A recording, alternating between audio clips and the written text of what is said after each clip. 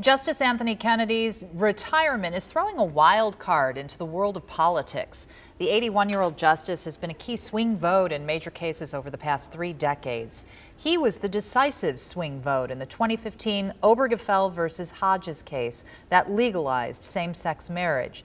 Now, many people are concerned that abortion rights and marriage equality could get rolled back. Cincinnati's James Obergefell was the lead plaintiff in that key case. He explained his concerns today. As a gay man, I respected Justice Kennedy because he seemed to interpret the law with compassion. It wasn't just about the black and white letter of the law. He thought about things like dignity, respect, and compassion. And I'm worried that that important layer of compassion will now be missing in that court. The White House says President Trump has a list of 25 potential picks he's using to choose a replacement.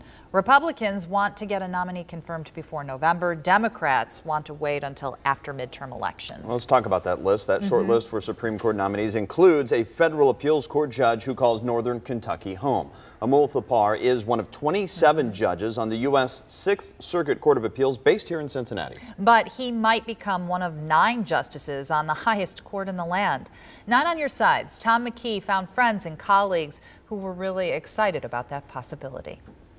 If President Trump nominates Judge Amul Thapar for the Supreme Court, Greater Cincinnatians say he'd be a perfect fit. What's consistent is that he is always prepared, he is always respectful, he sees the big picture. As phenomenal a judge as he is, I think he's 10 times better a human being. He's highly intelligent, really thoughtful about everything that he does. So I've never labeled him liberal, conservative. I think he's a principled jurist who follows the law, and he works hard to get the right result.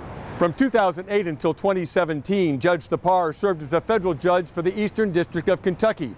Those who practiced in front of him knew that they better be prepared when they walked into his courtroom. Jeff Bando appeared before Judge Thapar many times in civil rights cases. If you've cited a case in a brief, you better know that case inside and out. You better know if there's been a dissent.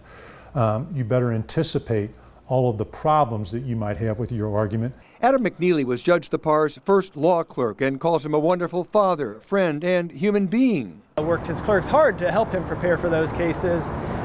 Very principled jurist, and I think he, really worked hard to get the right result. And he's been on the faculty of Chase College of Law for 10 years, with one of his classes ironically called a Supreme Court seminar. Michael Whiteman is the interim dean. He's fair but demanding. He has the best and the brightest of Chase in his class, and he makes sure that they learn when they're in there and they're prepared. Attorney Ben Dusing was mentored by Judge Thapar as a new U.S. attorney in Cincinnati. I reached him by phone in Moscow, Russia.